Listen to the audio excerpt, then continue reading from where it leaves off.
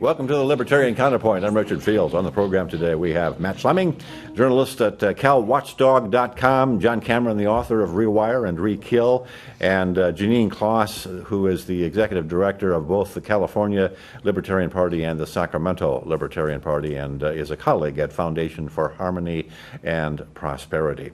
Those who hold New York values have spoken. In New York, Hillary Clinton won 57%, DeSantis 43%, and Trump whumped the other two. Kasich actually came in second at 25%, Cruz 15% to Trump's 60%. Is the handwriting on the wall now for a general election in which the nominee of each party is the one with the highest negatives? Seems like it could be. It seems like it could be. Definitely looks like Donald Trump is probably going to win the Republican nomination. Definitely looks like Hillary Clinton is going to win the Democratic nomination. Everything comes down to California, of course, but it does seem like that's probably going to happen. Are you aware of any polling in California as to who's in the lead or what? Sanders is gaining on Clinton in California. Gaining to what extent? Within 10. Okay. And Trump is still has a commanding lead. I don't remember exactly by how much, but is California winner take all? No. Okay. No, and not to get too confusing, but it definitely it's not winner take all. Yeah. Okay. Correct. So do you think will one of them go into the convention locked in? Either one of them? I think Hillary probably will. Or you think, but not Trump? It depends on California. If you go around California, you could definitely see pockets. And Republicans is doled out by congressional districts, and you can definitely see pockets that would probably be more aligned with Ted Cruz, and pockets that are probably more aligned with Donald Trump. Kasich is on the ballot, and he is on the ballot. And I started seeing stories today arguing for why he should be the vice presidential nominee, or on the ticket. David Stockman has made a projection or a recommendation to the Trump campaign. He said what Trump should do is say, okay, John Kasich, you're my VP. Ted Cruz, you're going to be my Supreme Court nominee. Now go away and let me be the nominee. It would probably work. Not a bad plan. I've heard a lot of murmurings that the Republican Party is not going to accept any of the current candidates. I don't know how they can. I don't think politically they can get away with it. Yeah. Agreed, but technically they can. And they're really pushing for it. The leadership is really pushing for a change of candidates. And I think it would make a lot of people angry. Yeah, I mean, we're looking at a situation where the probable Libertarian Party nominee, Gary Johnson, former governor of New Mexico, is in at least one poll polling 11% nationwide in a three-party race or a three-candidate race. Yeah, is the poll to get into the 15. 15. Yeah. Is this finally, after 40 or 50 years, the libertarian year for presidential politics?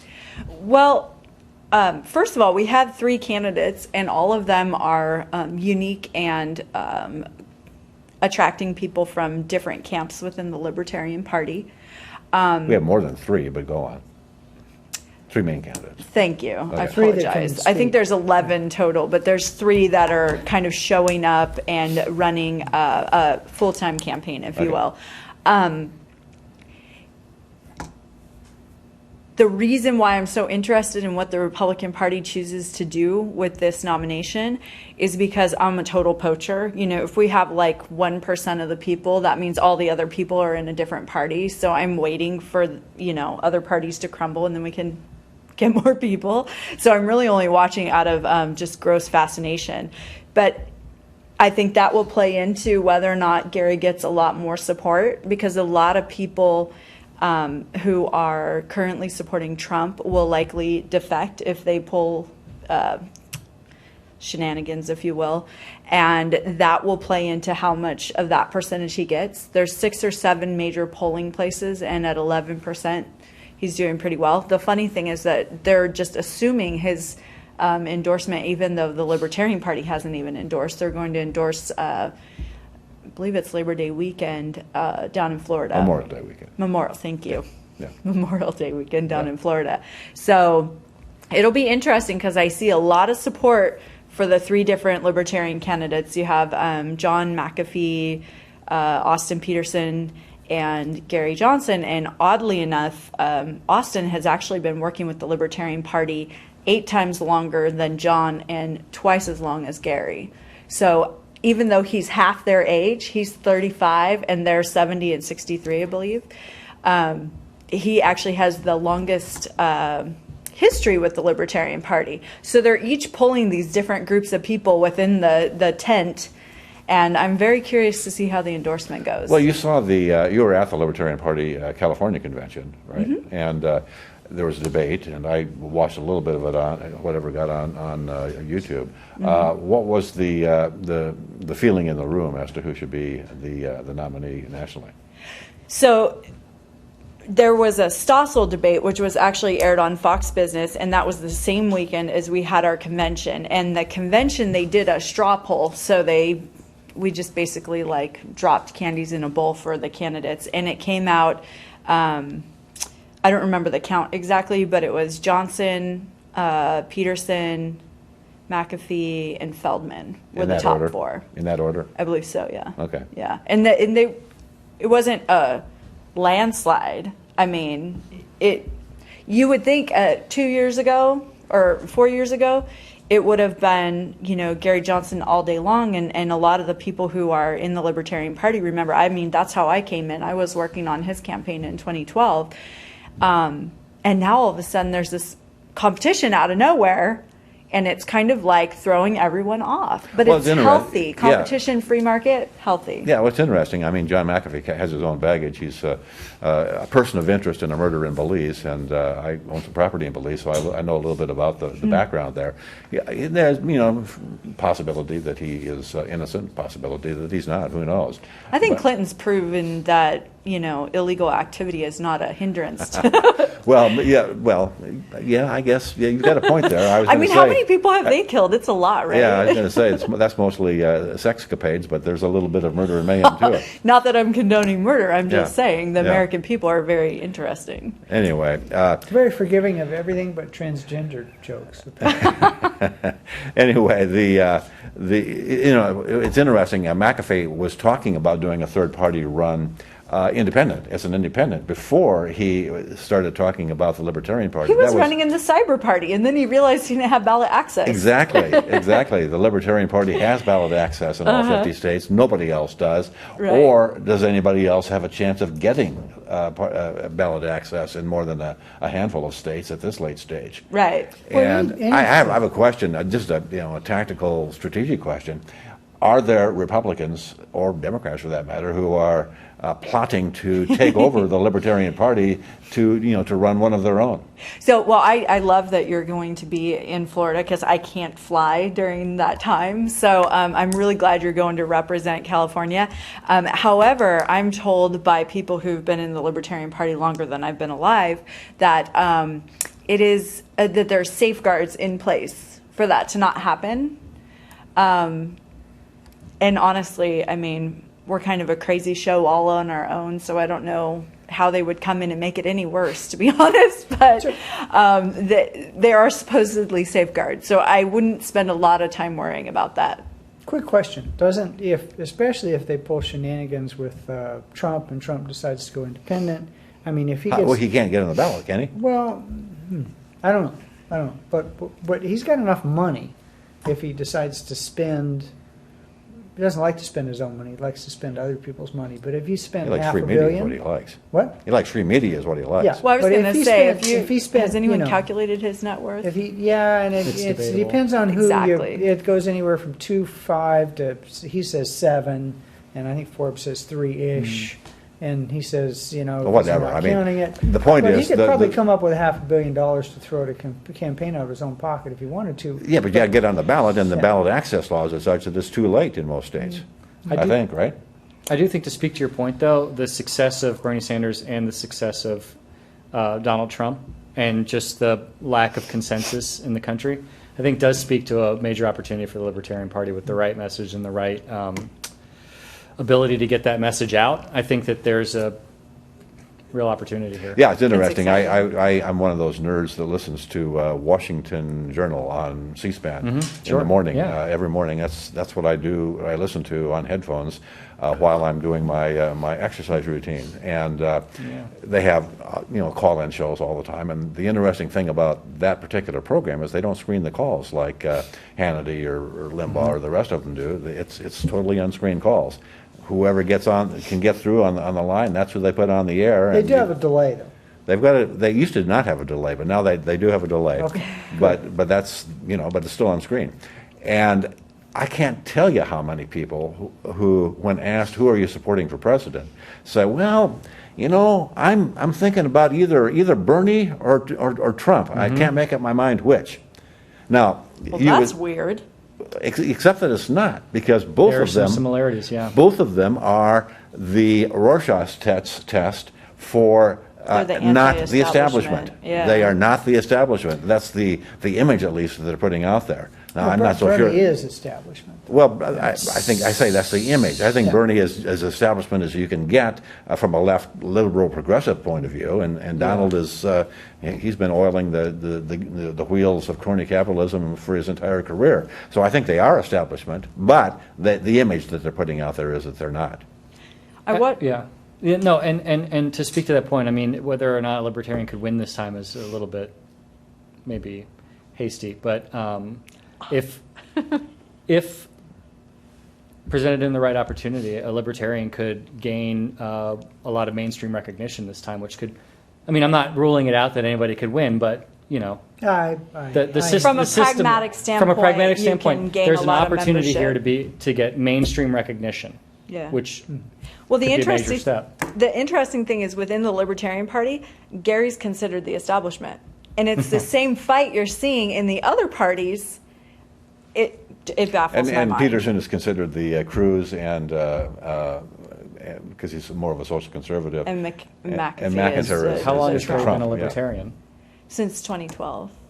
Yeah, so there are a lot of similarities, huh? So the other thing is, I watched a clip this morning from The View, and Raven Simone was trying to tell the panel, it's like a kind of a panel like this with maybe 4 or 5 women, and she was trying to tell them, oh, I saw this guy, Gary Johnson, on this news program, and I was curious, and so I wanted to look him up. And these women were like vultures, shutting her down, like trying to literally shut her up during that segment because she was speaking about something that was different than what they know. Well, not And only it was- that show is a mouthpiece for the liberal establishment. And it's a commercial. They were dissatisfied with her opinion. Doesn't Nicole Wallace on that show sometimes, though? What's that? Isn't Nicole Wallace on that show sometimes? I do not know. Okay. Yeah. Well, you guys, if you're on my Facebook page, you can go and watch the clip. It's very interesting, and she's trying to say, hey, there are other people running for president. Why don't you check them out and see what they're all about? Yeah, if a libertarian candidate got to be in a debate or somehow engage in a discussion on things like banks and Wall Street and financial institutions and debate things like money and politics, and maybe pick a few more Social issues. something like that. But those are some of the things that Bernie and Donald Trump have both kind of. I would maybe steer away from trade, but Yeah. those are two things that Bernie and Donald Trump have And both. immigration, but yeah. Yeah. But anyway, no, I mean, good point. The foreign policy would be Yeah, I mean, Gary's could be real opportunity for foreign already got policy, a podcast out or a Yeah. commercial out basically saying, I think it's titled "Feel the Burn," and what it does is it lays out all of the similarities on positions between him and Bernie Sanders on foreign I policy. believe it's Phil the Johnson. I'm sorry, Gary Johnson. Yeah, That's his tag is Phil the Johnson, which Well, is that's- very inappropriate. Well, Well, wait, you're kidding me. I don't think that's. I didn't notice that, but anyway. Yeah, that's what it is. In any case, the point of the thing is that he is very similar on position on the issues to Bernie on foreign policy, on the drug war, and on privacy and on banks. And I think that I mean, privacy is another great one. yeah, and the whole banking situation is getting really, really interesting. I mean, Ted Cruz is predicting a major recession. I think he's probably right. Trump is doing the same thing. I think they're both probably right. And Bernie has been yelling and screaming dire economic disaster for his entire life. Well, whether they're right or not, that's what people believe. So we're looking at a time when people are Which will worried make it about so. worried about the economy, and we've been in a very tepid expansion since 2009. That's 7 years. Most expansions don't last that long. So we're due, just cyclically, we're due for a recession, particularly when you consider that Federal Reserve policy, central bank policy in Europe, central bank policy in Japan has not been optimum, to say the least. We're looking at a central bank policy where interest rates have been driven down to zero in all of the major economies, Europe, Japan, the United States, facing a recession. And if we go into a recession, central banks like to lower interest rates. But if they're at zero, it's kind of hard to do that. Except that Japan has figured out a way. Europe has figured out a way. They're going negative, meaning they are saying that if you are a central bank, and if you're a banker and you want to put money, your reserves in the central bank, what you have to pay the central bank to hold your reserves, a negative interest rate. Likewise, some of the major banks in Europe are now telling their large depositors, $250,000 or euros or something like that, and more, that if you want to hold a large deposit in our bank, you have to pay us to store your money. Nestle issued a bond at a negative interest rate. Nestle, the candy maker, the big food conglomerate, they've got bonds out there at negative interest rates. A large number of foreign sovereign bonds in Europe and Japan are coming in at negative interest rate short-term bonds. So now Yellen and Bernanke are talking about, this is something we need to consider in negative interest rates. The Keynesian theory, nutty as it is that if you have negative interest rates, people will, instead of keeping money in the bank, they'll go out and spend it on blue jeans and TVs or something. Of course, most people will instead take their money out of the bank and put it in a safe. In fact, they're spending money on safes, burglar alarms, in Japan, guns, and gold. In instead. Japan, Yeah. there is a run on safes right now. It's going on. The company that manufactures safes is having a hard time keeping up with demand because they already have negative interest rates. People are taking their money out of the bank, putting it in a safe. I will bet that if you looked at advertising of any form over the last 20 years and you did a search for safe, that you would find that the number of ads on the web, the number of vendors carrying safes, Costco, I love Costco, right?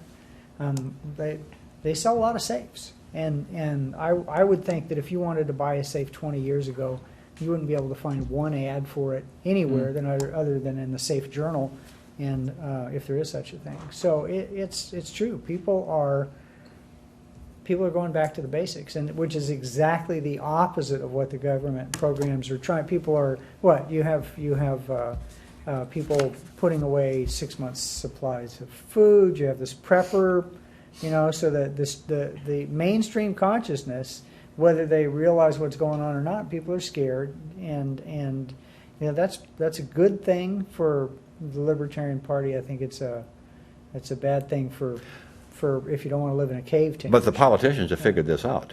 The politicians have the answer. They've decided that we need to make sure that we nip this in the bud. Larry Summers wrote an article in the Wall Street Journal talking about eliminating the $100 bill because, after all, it's only used by drug dealers and terrorists anyway.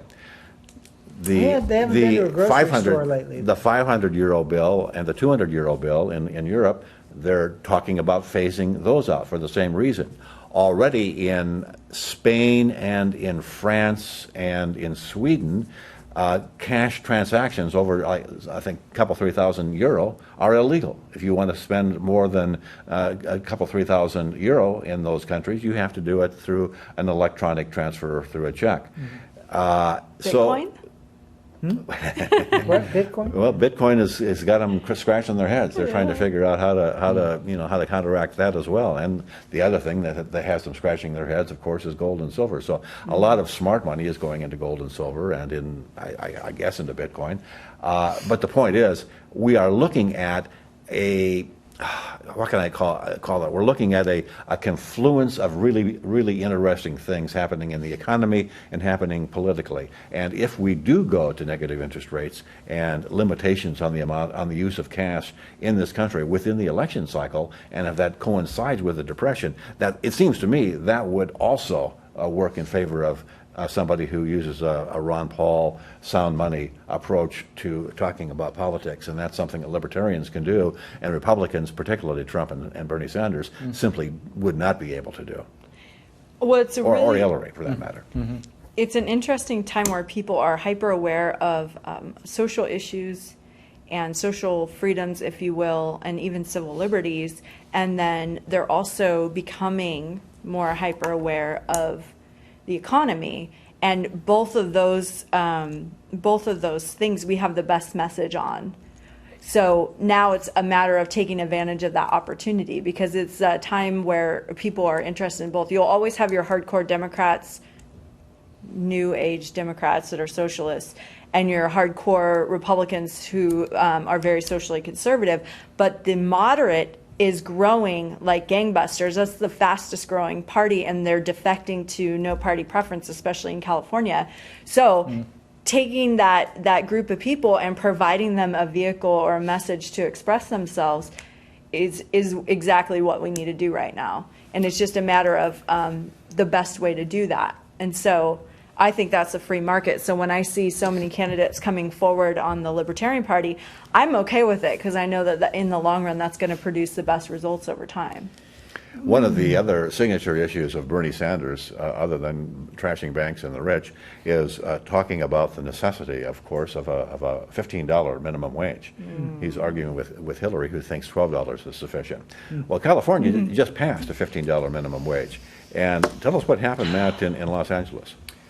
Yeah, you're starting to see businesses all throughout the state react differently. But American Apparel, I believe it was this week or last week, announced that they were going to lay off 500 jobs and outsource some of their manufacturing to places in other states. And whether that has a huge impact on the economy remains to be seen. But it certainly is a huge symbolic blow. I mean, American Apparel is American Apparel. It's manufactured in downtown Los Angeles. It's one of the prides of Los Angeles, and for them to say that they're going to start manufacturing elsewhere, hopefully is something that people pay attention to. Well, Los Angeles is the head of the rag trade for the country, as opposed to, it used to be New York, right? Yeah. And Vermont, the New England area, textile industry disappeared, and because of unionization and increased wages in those. I mean, everything that you wore used to be and produced even here. The thing that I felt like went really unnoticed, I saw it in the Sacramento Bee, and then that was about it. But at the signing ceremony, Jerry Brown said that raising the minimum wage, at least to this degree, didn't make economic sense. Said that, but then said it made moral, social, and political sense. And I just feel like, I don't know if that was like, how they say gaffes are when politicians tell the truth. I don't know if that was what was happening there, but it definitely should frame the narrative going forward. I mean, that is, I think, what many of the opponents would say. And if it doesn't make economic sense, how can it make Well, it's economic sense? Policy. Economic policy should probably make economic sense. Well, if you tank the economy, that does how not moral make, is that? Well, it depends on what Yeah. your goal is. If your goal is to assume more power, that you said earlier, we live in very interesting times when we were talking about the last subject, and there's a Chinese curse that says, "May you live in interesting times." Yeah. And what happens whenever there's major trouble? It's not the person with the right message. It's the person who is willing to be the most ruthless that gets power. well, I mean, maybe we need Trump after all. Now, I think compared to Hillary, Trump would shy away from doing some things that Hillary would do and not bat an eye over. Have any of you met either of those two people in person? No. Oh, Trump or Which one Clinton? scares you more in No, person? I Have you met the met other either one of side. them in person? I haven't met either of them. I've met Cruz. not Kasich, and then of course the Libertarian candidates. But I met Bernie. have you? Mm-hmm. Did I you? met Bernie and Cruz. I used to cover the Senate, so I met them. I ask because sometimes you who- can get who a better scares you feel more for in people person? in person. Who gives you more in Who person? scares you more in person? Lesser of two evils. Yeah, it's I don't know. Bernie definitely, when people call him like the integrity candidate or the person that is genuine, I think that's absolutely true. So he believes what he's saying. It's scarier I do, when I people do. I believe don't- what they're saying because they can own it and you can't detect the lies. But there's also something to be said for a known quantity. I mean, I'm not necessarily advocating Bernie Sanders, but I am saying that there's something refreshing about somebody that you can at least believe what they say. That's why The people are problem is resonating what with he him. says It's is That's a different- scary. that's a different story. economically ignorant or misguided. Yeah, and Ted Cruz, I mean, not necessarily my cup of tea. I mean, he's always, every time I interviewed him, he was always nice to me, so that was nice. But both of them haven't had a very successful career in the Senate. And to me, as an observer, that's just, John Kasich has had a successful career as a governor, had a successful career as a congressman. I just don't understand why that's not more relevant. Well, because it's establishment, and the establishment's not in vogue this year. Can I tell you something kind of off of the beaten path about Cruz? I wish you would. Okay. Well, I came across this article because I do. I'm trained in different kinds of interrogation and stuff. I did fraud detection and things like that, and so I find the facial studies very interesting. And I came across an article where the way that he expresses himself and the shape and the way that his face is, literally his face is distrustful. So even if he's telling the truth, people believe that he's lying. And this isn't universal. I mean, obviously he's got a lot of fans out there, but I thought from a scientific perspective, the way his face is, that's why you see those memes where it's like, making fun of him for not being human. Well, or a lot of people talk about him just creeping people out. Well, He and the creeps honest out to God people. truth is he And I don't can be get that. completely See, I don't see that. genuine. He never creeped me out. I've never necessarily felt a huge genuine vibe from him, but he's never creeped me out. And just hanging around the press corps, I mean, it's usually well documented who creeps out the women, and no one ever said that about him. Well, it's not even women or men. It's Yeah. just in general. And so when I saw that, I thought, okay, well, these memes make sense that I'm seeing because I'm getting a lot of sarcastic stuff from people too. And I thought, well, that's interesting. We don't really think about that when we're watching. And a lot of people who go on their gut instinct or intuition are paying attention to things like that. And the other thing is his employees seem to be pretty loyal to him, which is another thing. If you're judging politicians, how do they treat And their I will say workers? this, he's got a smart political strategy. He's got, I think, three Yeah. tracks: the establishment, the Libertarian, and the Tea Party, and maybe one other. Did we I just mean, he- become Cruz fans all of a sudden? Not really. No, but not there's really. a lot of the criticism may be, a lot of the personality criticism may be a little bit unwarranted. I He's think definitely- he's that was definitely a my smart point. person. But Yeah. we don't think he has a chance anyway. So that's the show. We'll see you again next week, same time, same place. Libertarian Counterpoint. Thanks for joining us.